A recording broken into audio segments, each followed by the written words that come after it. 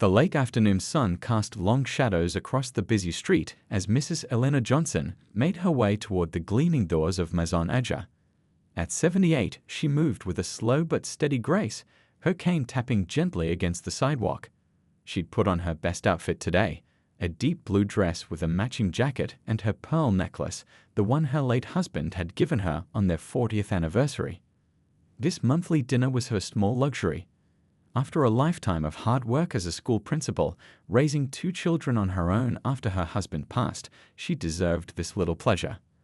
The restaurant stood like a palace of light and glass, its name spelled out in elegant blue letters that glowed softly against the darkening sky. As Elena approached the entrance, a young couple rushed past her, almost knocking her off balance. They didn't even turn to apologize. The doorman, however, jumped forward to steady her. "Aren't you all right, ma'am?" he asked, his eyes kind. "Just fine, young man. Thank you," Eleanor replied with a warm smile. The doorman held the heavy door open, and Elena stepped into the world of Maison Edger. The restaurant hummed with quiet conversation and the gentle clink of fine china. Crystal chandeliers hung from high ceilings, casting a golden glow over everything. The air smelled of fresh bread and expensive perfume. Eleanor took it all in with quiet appreciation. Places like this hadn't always welcomed people who looked like her. Even now, she felt the subtle shift in the atmosphere as heads turned briefly in her direction before quickly looking away. At the hostess stand, a young woman with perfectly styled hair looked up from her computer. Her smile faltered for just a moment when she saw Eleanor. "Do you have a reservation?" she asked, her voice carrying a note of doubt. "Yes, dear. Johnson. Eleanor Johnson. For 1 at 6:30. The hostess tapped at her screen with manicured nails, her brow furrowing slightly. "Johnson, Johnson," she muttered, scrolling through the list more times than necessary. "I confirmed yesterday," Eleanor added gently. "Oh, here it is." The hostess's tone suggested surprise at finding the name actually listed. She grabbed a single menu and gestured for Eleanor to follow. "This way, please." Eleanor noticed how the hostess led her past empty window tables with reserved signs, past the center section where well-dressed diners enjoyed their meals in the full view of others. They walked and walked, all the way to the back corner of the restaurant, next to the swinging kitchen doors. "Will this be suitable?" the hostess asked, already pulling out the chair. Eleanor glanced around. The table was small and tucked away, as if hidden. From here, she could see the waiters rushing in and out of the kitchen, hear the clatter of dishes being stacked. The table wobbled slightly when she rested her hand on it. "Perhaps one of those window tables might be available," Eleanor suggested, her voice still kind but firm. The hostess blinked rapidly. "Oh, I'm afraid those are all reserved for our regular guests." "I see," Eleanor said, settling into the wobbly chair. She'd been coming here once a month for 3 years now. "Thank you, dear." Left alone, Eleanor smoothed her napkin across her lap and looked around the restaurant. She took in the faces of the other diners, mostly white, mostly wealthy by the look of their clothes and jewelry. A few glanced her way and quickly looked elsewhere. Eleanor didn't let it bother her, not anymore. She'd spent her life being the first or only black person in many rooms, the first black teacher at her school, later its first black principal. She'd learned long ago that her dignity wasn't determined by how others treated her. She opened the menu and studied it carefully, though she already knew what she wanted. The lamb with rosemary and mint. It reminded her of Sunday dinners from her childhood, when her mother would make something special, no matter how tight money was that week. As she waited for a waiter to notice her, Eleanor's mind drifted to her son. He'd be proud she was still going out, still living fully. "Never let them make you small," he'd always said. Eleanor smiled to herself. If only they knew. Eleanor had been waiting for nearly 15 minutes, watching as diners who arrived after her were promptly attended to by waitstaff. She didn't fidget or call out. Patience was a virtue she'd cultivated over decades. Finally, a tall, thin waiter with slicked-back hair approached her table. His name tag read James. "Can I help you?" he asked, not bothering with the warm greeting she'd overheard him give to other tables. He didn't have his notepad ready, as if he wasn't certain she'd be ordering. "Good evening," Eleanor said with a genuine smile. "I'd like to start with a glass of your house red wine, please." James looked her up and down, his eyes lingering on her well-worn purse. "The house wine is $30 a glass," he said, emphasizing the price. "Per glass," he added, as if she might not understand. "Yes, that will be fine," Eleanor replied calmly. James raised an eyebrow but jotted down the order. "Do you need more time with the menu, or would you prefer I recommend something more suitable?" "More suitable?" Eleanor echoed, her voice still pleasant.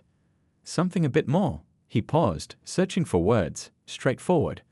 The chef's specialties are quite complex flavor profiles." He leaned in slightly, lowering his voice. "And they do run on the expensive side." At the next table, a middle-aged couple glanced over, the woman's cheeks flushing with second-hand embarrassment. The husband studied his plate intently, pretending not to hear. "I've dined here before," Eleanor explained patiently. "I'm quite familiar with the menu." James straightened up, clearly skeptical. "Of course. I'll get your wine while you decide." As he walked away, Elena noticed how differently he approached a young couple at a nearby table. His posture changed, shoulders relaxed, smile appearing, voice warming as he described the evening's specials with enthusiasm. He joked with them about wine pairings and offered complimentary bread without being asked. When he returned to Eleanor's table, he placed the wine glass down without ceremony, sloshing a few drops onto the white tablecloth. "Oops," he said without apology. "Have you decided?" "Yes," Eleanor said. "I'd like the lamb with rosemary and mint, medium rare." James scribbled on his pad. "Anything else?" "The seasonal vegetables, please. And might I have some bread as well?" He sighed almost imperceptibly. "We're running low on bread tonight. I'll see what I can do." Elena watched as he immediately delivered a fresh basket of bread to a table that had just been seated. The young business executives there barely acknowledged him, deep in conversation about quarterly reports and investment opportunities. An older white-haired man at the table next to Eleanor's caught her eye. He gave her a small, apologetic smile before returning to his conversation with his dining companion. Elena nodded slightly in return, appreciating the small moment of recognition. As time passed, Elena observed the restaurant's rhythm. The practiced dance of servers weaving between tables, the flow of diners arriving and departing, the quiet hum of conversation punctuated by occasional laughter. Her wine glass remained empty, though James had refilled glasses at his other tables twice. When he eventually returned, it was with barely disguised impatience. "Your lamb will be out shortly," he announced, not making eye contact. He turned to leave without asking if she needed anything else. "Excuse me," Eleanor called softly. "Could I trouble you for a water, please?" James turned back, irritation flashing across his face. "Right, water." He snapped his fingers at a busboy passing by. "Water for table 27, he ordered before walking away. The busboy, a young man with kind eyes, brought her water promptly. "Is everything okay, ma'am?" he asked quietly. "Just fine, thank you," Eleanor replied with dignity. She'd experienced far worse than a rude waiter in her 78 years. As she sipped her water, Eleanor reached into her purse and pulled out her phone. Modern technology had been a challenge to learn, but her son had insisted. "Mom, I need to be able to reach you," he'd said. Now she was glad for his persistence. She typed a brief message, her fingers moving slowly but deliberately across the screen. She wasn't complaining, that wasn't her way. But her son had asked her to let him know when she arrived safely at the restaurant. As she put her phone away, Elena noticed James watching her from across the room, whispering something to another waiter who laughed in response. She held her head high and took another sip of water. The evening was young, and Elena Johnson was not a woman easily discouraged. Eleanor's food arrived after what seemed like an unnecessarily long wait. James set the plate down with a clatter, not bothering with the flourish he used at other tables. "Your lamb," he announced flatly. The presentation was sloppy compared to the artfully arranged dishes she'd seen delivered to neighboring tables. The meat was pushed to one side, sauce dripping over the edge of the plate, the vegetables piled haphazardly. "Thank you," Eleanor said anyway, keeping her voice steady. She glanced at the lamb and noticed it looked well done, not the medium rare she had requested. "Is there a problem?" James asked, his tone suggesting he hoped there wasn't. Eleanor considered her options. She could point out the mistake and face more of his attitude, or she could simply accept what she'd been given. After a lifetime of choosing her battles wisely, she made her decision.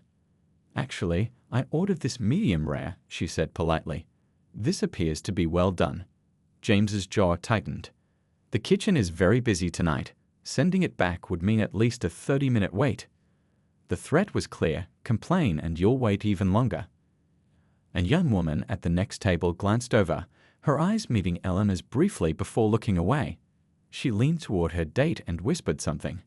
The man frowned, looking uncomfortable as he glanced toward Eleanor's table. "I understand," Eleanor said after a moment. "Perhaps some extra sauce might help." James sighed loudly. "I'll see what I can do," he said before walking away. He didn't return with the sauce. Eleanor cut into the overcooked meat and took a small bite. It was dry and tough, nothing like the tender lamb she'd enjoyed on previous visits. Still, she ate slowly, savoring the vegetables which, thankfully, were properly cooked. After a few bites, she dabbed her lips with her napkin and reached for her purse. "Excuse me," she said to no one in particular as she stood up. A few heads turned, but most diners were absorbed in their own conversations. Eleanor made her way toward the restrooms at the back of the restaurant, her cane tapping softly against the polished floor. She noticed how the hostess watched her with suspicious eyes, as if worried she might try to leave without paying. Inside the ladies' room, Eleanor was grateful to find it empty. The restroom was as luxurious as the rest of the restaurant: marble countertops, fresh flowers in small vases, plush hand towels instead of paper. She looked at herself in the mirror, straightening her pearl necklace. The face that looked back at her had seen so much in its 78 years, from civil rights marches to watching a black president being sworn in. She'd raised her children to be strong, to know their worth was not determined by how others treated them. Her son especially had taken that lesson to heart. Eleanor reached into her purse and pulled out her phone. She dialed a number she knew by heart and waited. "Hello, son," she said when he answered. "Yes, I'm at Maison Asia for my dinner." She paused, listening. "Oh, it's the usual. Nothing I can't handle." Another pause. No, don't worry yourself. I'm just calling to let you know I'm here." She smiled at something he said. "You know, I always enjoy their lamb, even when it's not cooked quite right."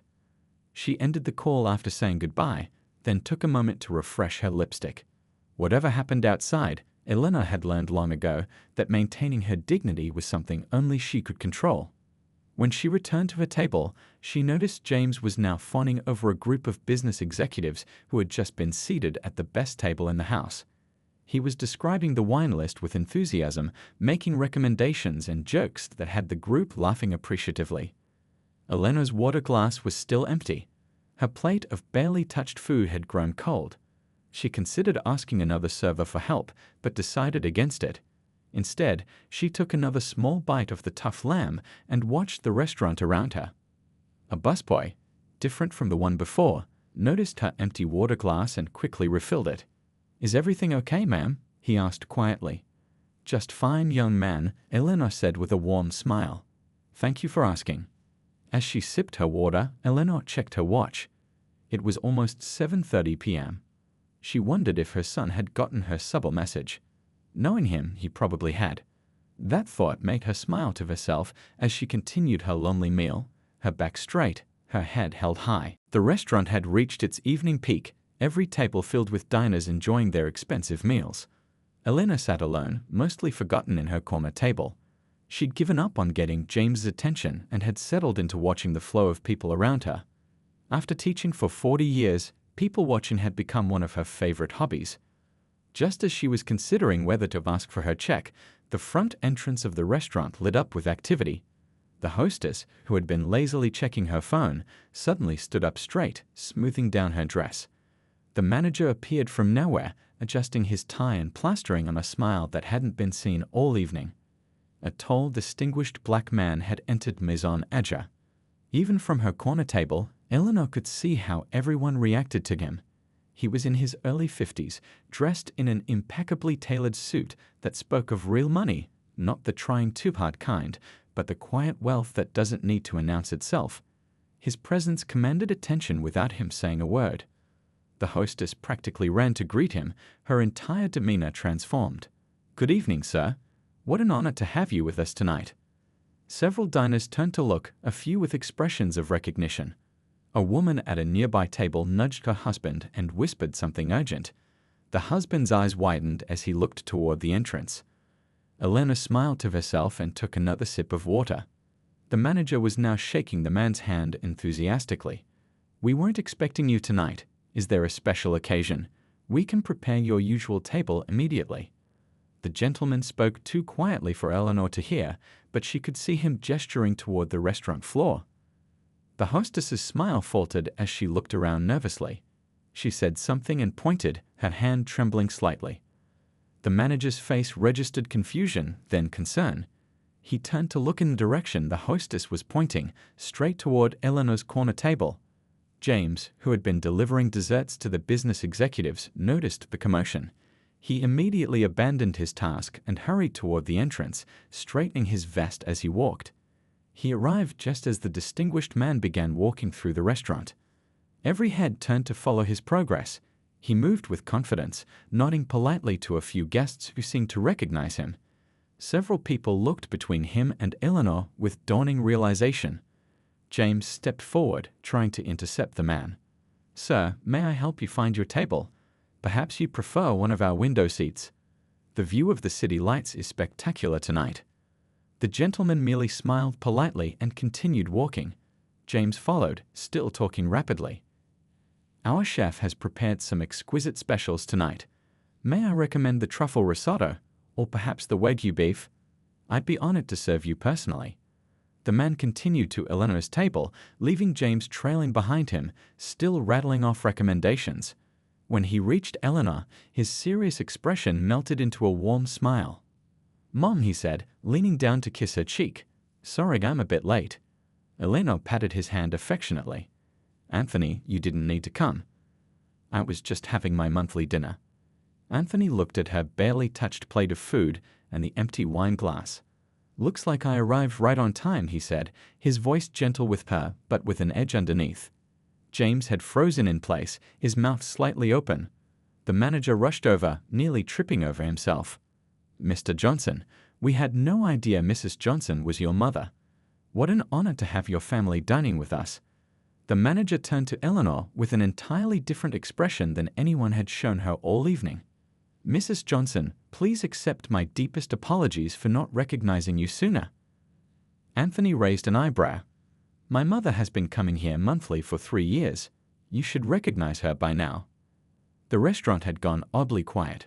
Many diners were openly watching the scene unfold, some whispering behind their hands. The young couple who had noticed Eleanor's treatment earlier looked at each other with wide eyes. James had turned an interesting shade of pale. "Mr. Johnson, sir, I." Anthony held up a hand, stopping James mid-sentence. "Let's not discuss it right now." He turned to his mother with a softer expression. "Mom, would you like to move to a better table? Or would you prefer we go somewhere else?" Eleanor looked around at the now attentive staff and the curious onlookers. She straightened her shoulders and smiled at her son. "Actually," she said with quiet dignity, "I think I'd like to stay right here.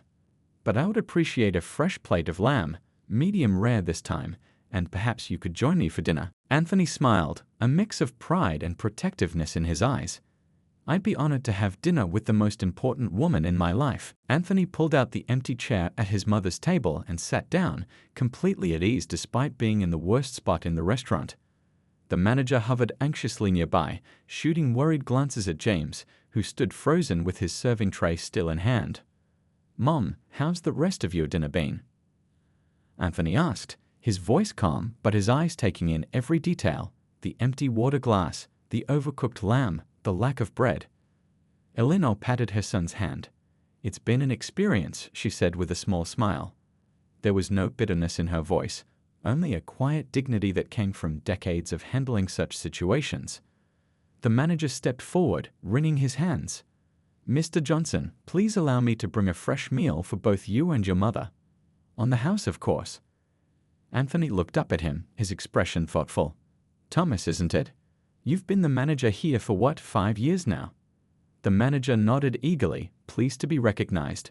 "Yes, sir, 5 years next month. And in those 5 years, my mother has been coming here monthly." Anthony's voice remained conversational, but there was steel underneath. She makes reservations. She tips well. She never complains. Thomas's smile faltered. Sir, I had no idea she was your mother. If I had known. That's exactly the problem, Anthony cut in smoothly. Her treatment shouldn't depend on who she's related to. He gestured at the restaurant around them. I built this place on the idea that everyone deserves exceptional service. Everyone. A few tables away, a couple who had been listening intently suddenly found their desserts incredibly interesting. The hushed conversations around the restaurant had a different tone now. People were realizing they were witnessing something significant. The waitress who had been serving the tables near Eleanor's quickly approached with a basket of warm bread, setting it down with a nervous smile before hurrying away. James still hadn't moved, his face a mixture of shock and growing dread. Anthony, Eleanor said gently, there's no need to make a scene. I'm used to this sort of thing. Anthony's expression softened as he looked at his mother. And that's why things need to change, Mom. Because you shouldn't be used to this. He turned to the manager again. Thomas, I'd like to speak with you and James privately after dinner. It wasn't a request. Thomas nodded quickly. Of course, sir. Absolutely. For now, Anthony continued, I'd like a menu. A glass of the Bordeaux you keep in the back for special guests, and some proper attention for my mother's table. Thomas practically ran to fulfill these requests himself. As he left, Anthony turned back to his mother with a softer expression. So, how are the grandkids? Little Thomas still giving his teachers a hard time? He asked, seamlessly shifting to family matters. Eleanor's face lit up as she talked about her grandchildren. Around them, the restaurant gradually returned to its normal buzz, though many eyes still flickered their way occasionally. A new waiter appeared, not James, with a bottle of wine that made a few nearby diners raise their eyebrows in recognition. Our finest Bordeaux, Mr. Johnson, he said, presenting the bottle with reverence. Please pour a glass for my mother first, Anthony instructed. As the waiter poured the deep red wine into Eleanor's glass, she caught sight of James standing near the kitchen, talking urgently with Thomas. The manager's hands were moving rapidly as he spoke, his face flushed with worry. Eleanor had never wanted special treatment, only the same respect given to everyone else. Looking at her son across the table, this successful man who still visited her every Sunday and called her twice a week, she felt a swell of pride that overwhelmed any hurt from the evening's earlier slights. Your father would be so proud of you, she said quietly. Anthony smiled, his eyes crinkling at the corners just like his father's used to do. He'd be proud of both of us, Mom. A new plate of lamb arrived, perfectly cooked this time, with a delicate arrangement of seasonal vegetables and a side of sauces that hadn't been offered earlier. The presentation was artful, nothing like the sloppy plate she'd received before. Will there be anything else, Mrs. Johnson? Asked the new waiter, his attention completely focused on her. Eleanor looked up at him with a warm smile. No thank you, dear. This looks wonderful. After finishing their meal, Anthony glanced at his watch. Mom, would you mind if I step away for a few minutes? I think it's time I had that talk with Thomas and James. Eleanor dabbed her lips with her napkin. Go ahead, son. I'll be fine right here with my tea.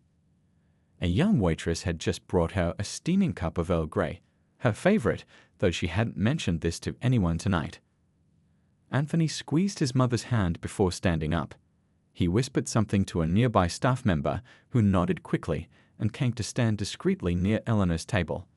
Anthony then followed Thomas toward the back office, with James trailing behind them like a man walking to his own trial. Through the large windows of the manager's office, Eleanor could see the three men. Though she couldn't hear their words, she could read their body language. Anthony standing tall and composed, Thomas nodding repeatedly with a flushed face, and James looking at the floor, his shoulders slumped. The restaurant had quieted somewhat as the evening progressed, but many diners lingered over desserts and coffee, perhaps hoping to witness more drama unfold. The young couple who had noticed Eleanor's treatment earlier caught her eye and gave her small, supportive smiles. Inside the office, Anthony sat down across from Thomas and James, his manner calm but serious. Let me tell you a story, Anthony began, his voice level. When I was 10 years old, my mother took me to a department store to buy new school clothes. We had saved for months for those clothes. The saleswoman followed us around the entire time, watching us like we might steal something. James shifted uncomfortably in his seat. When we got to the register, Anthony continued, the saleswoman asked my mother if she was sure she could afford everything. My mother didn't get angry. You know what she did? She opened her purse, took out her teacher's ID, her credit card, and counted exact change for the purchase. Thomas swallowed hard, his eyes darting between Anthony and the floor. On the way home, I asked her why she wasn't mad. She told me something I've never forgotten. She said, their behavior reflects on them, not on us. But when you grow up, you'll be in a position to change things. Don't just get angry, make it better. Anthony leaned forward, his gaze intense. I built this restaurant chain with that lesson in mind. Maison Azur was supposed to be a place where everyone gets treated with dignity, not just the people who look like they belong or have the right connections. Outside in the dining room, Elena sipped her tea, watching the body language in the office. She saw Anthony speaking with passion, his hands moving to emphasize points. She saw James looking increasingly ashamed, occasionally trying to speak but mostly listening. She saw Thomas nodding vigorously, a man desperate to keep his job. Several staff members were watching the office too, whispering among themselves. Elena overheard snippets. Never seen the owner this upset, and James is definitely getting fired. Elena caught the eye of the busboy who had kindly refilled her water earlier. He gave her a shy smile and a small thumbs up. She winked at him in return. Back in the office, Anthony was concluding his speech. So here's what happens now, he said firmly. James, you've been with us for 3 months. Your service record shows this isn't the first complaint about selective treatment of guests. James looked up in surprise. But nobody has complained. Because people like my mother don't always complain, Anthony cut in. They've been dealing with this their whole lives. But our floor managers notice. Our other staff notice. Thomas nodded, finally finding his voice. It's true, James. We've had concerns about how you prioritize certain tables over others. James looked between them, his face flushed. I didn't realize. I'm sorry, Mr. Johnson. It's not me you should apologize to, Anthony replied. And an apology isn't enough. This is about actions. He paused, considering. I'm not going to fire you today. Relief washed over James's face. Instead, Anthony continued, you'll be working with our new community outreach program. 2 days a week, you'll help serve meals at the senior center my mother founded in her retirement. You'll spend time with people from all backgrounds. You'll learn their stories. James blinked in surprise. You're giving me a second chance. My mother would want me to, Anthony said simply. But this is your only one. And your first task is to go out there and apologize to her, not because she's my mother, but because she deserved better service as a human being. As the 3 men stood up to leave the office, Eleanor quickly looked down at her teacup, pretending she hadn't been watching. She had raised her son to handle difficult situations with grace and purpose, not anger. From what she could see, he was doing exactly that.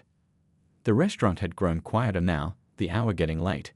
But nobody seemed to be in a hurry to leave, not with the drama still unfolding before them. All eyes turned as Anthony Thomas and James emerged from the office and walked toward Eleanor's corner table. A week had passed since that eventful night at Maison Azur. Elena stood outside the restaurant, taking a moment to admire the building's elegant facade. The evening air was cool against her skin as she adjusted her shawl. Tonight was her regular monthly dinner, and she had briefly considered breaking tradition and going somewhere else. But Elena Johnson had never been one to run from uncomfortable situations. The doorman recognized her immediately this time. "Good evening, Mrs. Johnson," he said with a genuine smile, opening the door wide. "It's wonderful to see you again." The moment Eleanor stepped inside, she noticed changes. The restaurant looked much the same. The crystal chandeliers still sparkled overhead. The white tablecloths still gleamed in the soft lighting. But there was something different about the atmosphere. The hostess hurried forward to greet her. It wasn't the same young woman as before. This hostess was older, with a warm smile that reached her eyes. "Mrs. Johnson, welcome back to Maison Azur. Your table is ready," she said, extending her arm toward the dining area. Eleanor followed, expecting to be led to her usual corner spot. Instead, the hostess guided her to a lovely table near the windows, with a view of the city lights twinkling in the distance. It wasn't the most prominent table in the restaurant, nor was it hidden away. It was simply a good table, the kind any valued guest would receive. "Is this suitable?" the hostess asked. "It's perfect, thank you," Eleanor replied, settling into her chair as the hostess helped her with her shawl. A young waiter approached immediately with water and a basket of warm bread. "Good evening, Mrs. Johnson. My name is David, and I'll be your server tonight." He placed a menu before her with care.